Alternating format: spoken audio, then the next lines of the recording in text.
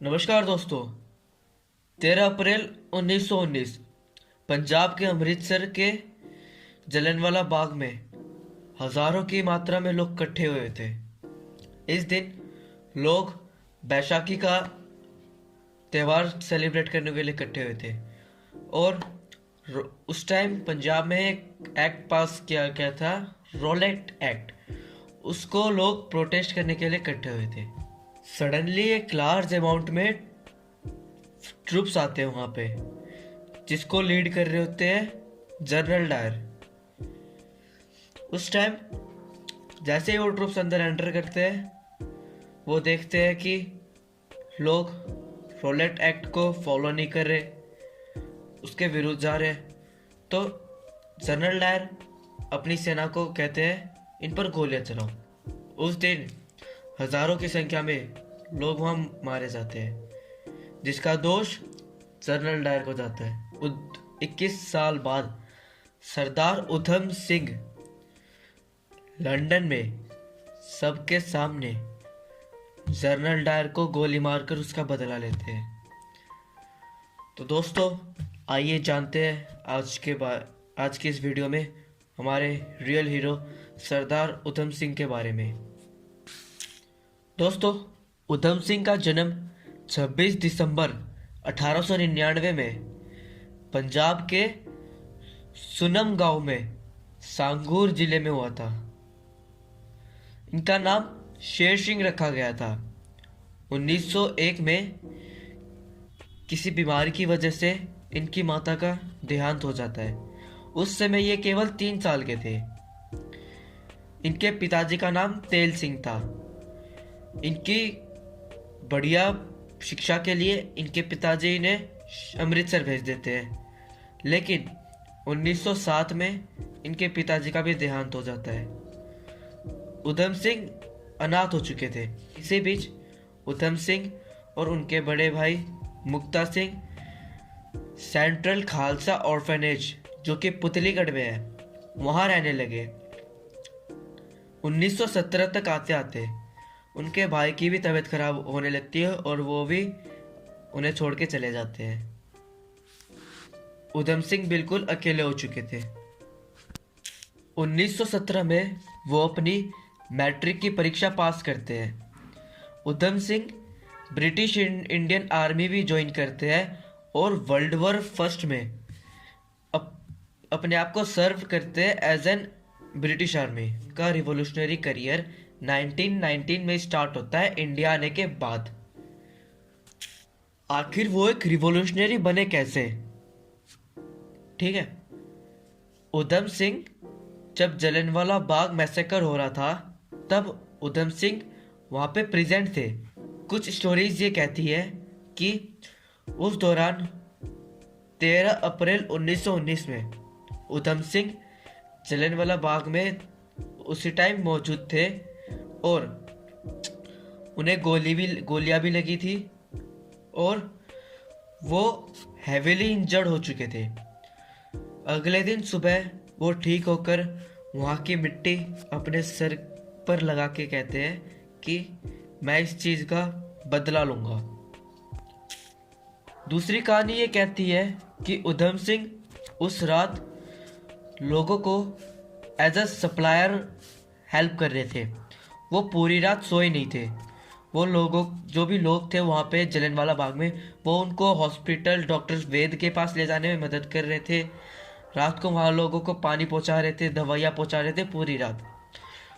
और उसी time golden temple जो अमृतसर में है, वहाँ पर वो डुबकी लगाकर ये वादा करते हैं कि मैं इस चीज़ का बदला लूँगा।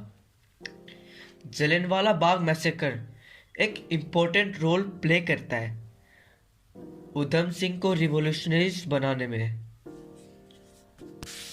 और भी कई सारे फैक्टर्स थे जिसकी वजह से वो एक क्रांतिकारी बने। उस टाइम ब्रिटिशर्स ने ये कहा था कि कोई भी हमारी आर्मी ज्वाइन करेगा, हम उन्हें जमीन देंगे और कई सारे पैसे देंगे। तो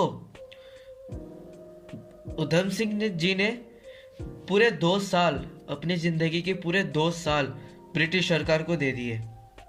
वो पूरे 2 साल तक ब्रिटिशर्स के अंडर काम करते रहे आर्मी में, लेकिन 2 साल काम करने के बाद भी उन्हें सिर्फ 200 रुपये दिए गए। उधम सिंह जी को ये लगा कि ब्रिटिशर्स मेरे साथ अन्याय कर रहे हैं, इन्होंने मुझे धोखा दिया है। ये जो गुस्सा था उनका ब्रिटिशर्स के खिलाफ और जो जलियांवाला बाग मैसेकर हुआ था, ये सरदार उधम सिंह जी को इनकरेज करता है गदर रिवॉल्यूशनरीज को ज्वाइन करने में। गदर रिवॉल्यूशनरीज क्या था? वो एक ग्रुप था क्रांतिकारियों का जिसमें लोग ब्रिटिशर्स के खिलाफ लड़ रहे थे। इसी बीच वो और नेशनलिस्ट से मिलते हैं, जैसे कि सैफुद्दीन किचलू और मास्टर मोटा सिंह। उस टाइम उधम सिंह जी उगांडा जाते हैं और वहाँ की रेलवे लाइंस में काम करते हैं। यहाँ तक वो गदर रिवॉल्यूशनरीज के साथ एक स्ट्रॉन्ग कनेक्शन बना लेते हैं। 1922 में वो इंडिया वापस आते हैं और अमृतसर में अपनी एक दुकान खोलते हैं। लेकिन कहने को तो ये दुकान थी, लेकिन ये एक सेंटर था क्रांतिकारियों का, जहाँ पर सारे क्रांतिकारी मिलकर कोई भी प्लानिंग कर सकते हैं। उसके बाद वो बबर अकाली मूवमेंट को भी ज्वाइन करते हैं। इसी टाइम वो 1924 में यूएसए पहुंचते हैं इलीगली। कहाँ से? मैक्सिको से। और सैन फ्रांसिस्को में वो सेटल हो जाते हैं, जो कि गदर मूवमेंट का एक सेंटर पार्ट था। यूएसए में वो गदर मूवमेंट के साथ डीपली इन्वॉल्व हो जाते हैं और अपनी पार्टी के बिहाफ पर फंड ले लेते हैं और लोगों को इकट्ठा करने लगते हैं पूरे यूएसए में। 3 पीरियड के अंदर वो यूएसए में सेटल होकर शिकागो में काम करते हैं, सैन फ्रांसिस्को में भी घूमते हैं, डेट्रॉइट, न्यूयॉर्क और भी कई जगहों पे वो काम करते हैं। उधम सिंह जी ने 2 हॉलीवुड मूवीज में भी काम किया है, जिनमें से एक का नाम था एलिफेंट बॉय और दूसरे का नाम था द 4 फेदर्स। आप गूगल पर भी जाके सर्च कर सकते हैं कि इन मूवीज के कास्ट में आज भी उधम सिंह जी का नाम है। इन्होंने हर्सन मोटर गैरेज में भी काम किया था, हार्बर बोट बिल्डिंग कंपनी में भी काम किया था, डॉगलास एयरक्राफ्ट कंपनी में भी काम किया था और फोर्ड असेंबली लाइन में भी काम किया था, जो कि यूएसए में मौजूद थी उस टाइम। उधम सिंह जी मात्र एक रोमांटिक रिवॉल्यूशनरी नहीं थे, लेकिन एक मेहनत करने वाले वर्कर भी थे। इन्होंने अपनी एक आज़ाद पार्टी लॉन्च करी, जो कि गदर पार्टी के बिहाफ पर थी। अमेरिका में इन्होंने शिपिंग लाइन में काम किया और यहाँ पे इन्होंने अपना नाम उधम सिंह जी से बदलकर फ्रांक ब्राज़ील रखा और गदर पार्टी के लोगों के साथ कॉन्टैक्ट्स बनाए। और यूएसए से उन्होंने और देशों में भी ट्रैवल किया, जैसे Italy, Germany, Poland, Iran, Hong Kong, Japan, Malaysia और सिंगापुर। और वहाँ पर गदर पार्टी के साथ इन्होंने अच्छे कॉन्टैक्ट्स बनाए। जुलाई 1927 में वो इंडिया वापस आए और अपने साथ कई सारे हथियार, बंदूकें साथ लेके आए। लेकिन 30 अगस्त 1927 में इन्हें अरेस्ट कर दिया गया अंडर द आर्म्स एक्ट। इन्हें 5 साल की जेल हुई। जेल की अथॉरिटीज को इन्हें एक जगह रखना बहुत ही मुश्किल होता जा रहा था, इसीलिए इन्हें टाइम टू टाइम एक जेल से दूसरी जेल ट्रांसफर करते रहते थे। तो मैनवाली जेल में जो कि पंजाब पाकिस्तान में मौजूद थी, वहाँ पे वो भगत सिंह जी से मिले। उधम सिंह भगत सिंह जी की आइडियाज से इंस्पायर्ड हो चुके थे और तब से वो भगत सिंह जी को अपना गुरु कहने लगे। 1931 में उन्हें जेल से रिलीज कर दिया गया और 2 साल बाद वो इंग्लैंड गए। उसके बाद वो रशिया गए और वहाँ पे उन्होंने रेशियल एक्टिविटी जो हो रही थी उनके साथ अच्छे कॉन्टैक्ट्स बनाए इंडिया की इंडिपेंडेंस के लिए। इंग्लैंड में उन्होंने 7 साल बिताए और वहाँ से वो फ्रांस गए, इटली, हंगरी, पोलैंड, जर्मनी और नेदरलैंड्स घूमते रहे और जर्मनी से वो सीधा गए सोवियत यूनियन अपनी मदद के लिए फॉर इंडियाज इंडिपेंडेंस। अपने सफ़र के दौरान इन्होंने कई सारे नाम बदले। इनका आखिरी नाम था मोहम्मद राम सिंह आज़ाद। 13 मार्च 1940 कैक्सटन हॉल जो कि लंदन में था, वहाँ पर एक मीटिंग हो रही थी ईस्ट इंडिया कंपनी और रॉयल एजेंट सेंट्रल सोसाइटी की। उस दौरान उस मीटिंग में माइकल ओडायर भी आए हुए थे। तो उधम सिंह जी ने उसी टाइम माइकल ओडायर को गोली मार के उनकी हत्या कर दी थी। जो माइकल ओडायर थे वो उस टाइम लेफ्टिनेंट जनरल थे पंजाब के 1919 में। उधम सिंह माइकल ओडायर को इक्वली रेस्पॉन्सिबल मानते थे जलियांवाला बाग मैसेकर में।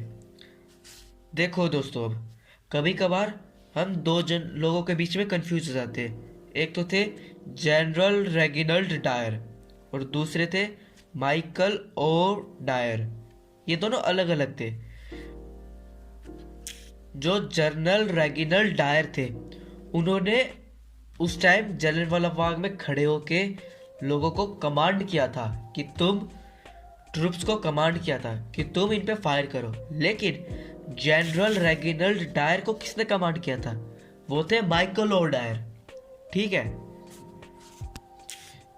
ये जो मीटिंग हुई थी, इस मीटिंग में उधम सिंह जी ने एक किताब को फाड़ के, किताब के बीच वाले पन्ने फाड़ के वहां पर अपनी एक गन दुबकाई थी और किताब बंद करके वो उस मीटिंग में गए थे। जब उन्होंने माइकल ओ डायर को शूट किया था तब और हंसते हंसते जेल गए थे।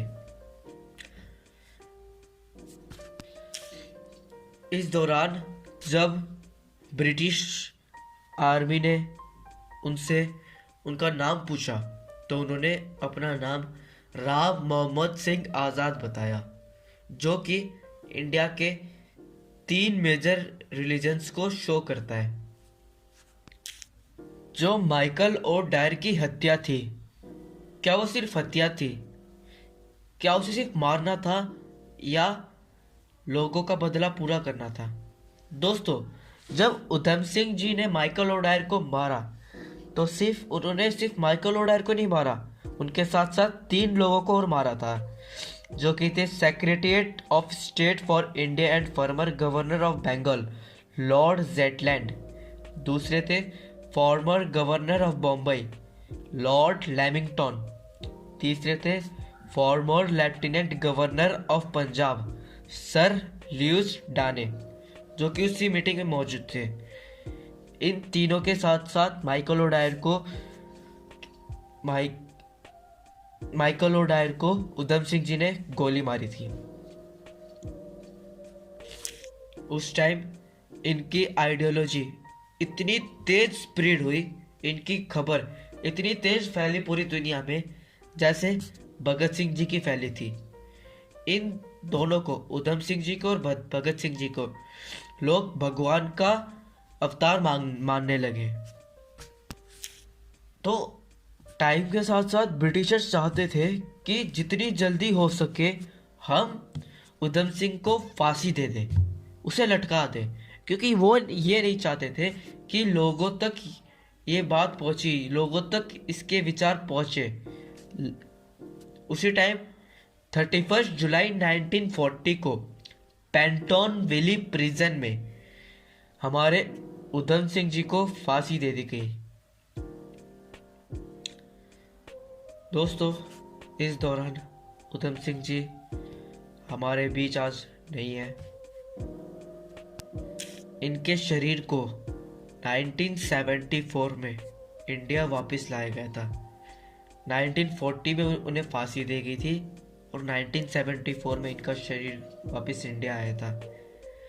इनको एक शहीद की तरह ट्रीट किया गया था। इनको अपने गांव में सुनम विलेज में वापस लाकर इनका अंतिम संस्कार किया गया था। 2 अगस्त 1974 इनकी अस्थियां 3 लोगों ने भाई थी, ब्राह्मण पंडित, मौलवी और सिख ग्रंथी। भाई नहीं थी, मतलब इन तीनों ने रखी थी। इनकी अस्थियां 3 जगह रखी गई थी, जो कि आज 3 डिफरेंट होली प्लेसेस हैं। पहली अस्थि को तो गंगा में बहा दिया गया था, दूसरी अस्थियों को जलियांवाला बाग अमृतसर में रखा गया था और तीसरी अस्थियों को दफना दिया गया था। 2018 में उनका एक स्टैचू बनाया गया है जलियांवाला बाग में। उत्तराखंड में एक जिला है जिसका नाम उनके नाम से रखा गया है, उधम सिंह डिस्ट्रिक्ट, जो कि 29 सितंबर 1995 में रखा गया था। 2006 में पंजाब गवर्नमेंट ने उनके गांव का नाम सुनम से हटाकर सुनम उधम सिंह वाला रखा है। उनका जो कमरा था सेंट्रल खालसा ऑर्फनेज में, उसको एक म्यूजियम में कन्वर्ट कर दिया गया है। उनका जो चाकू था जो वो अपने साथ रखते थे, और उनकी जो डायरी थी जिसमें उन्होंने बंदूक रखी थी, और वो जो गोली थी जो माइकल ओडायर के छाती पे लगी थी, इन 3 चीज़ों को आज भी ब्लैक म्यूजियम ऑफ स्कॉटलैंड में रखा गया है। इनके ऊपर कई सारी मूवीज़ बनी है, पंजाबी और बॉलीवुड मूवीज़, जैसे कि Sarfarosh, the story of Udham Singh, Jallianwala Bagh और सरदार उधम। इनकी जो ये पिक्चर है सरदार उधम, इसे 94th एकेडमिक अवार्ड ऑस्कर्स के लिए भेजा गया है इंडिया की तरफ से।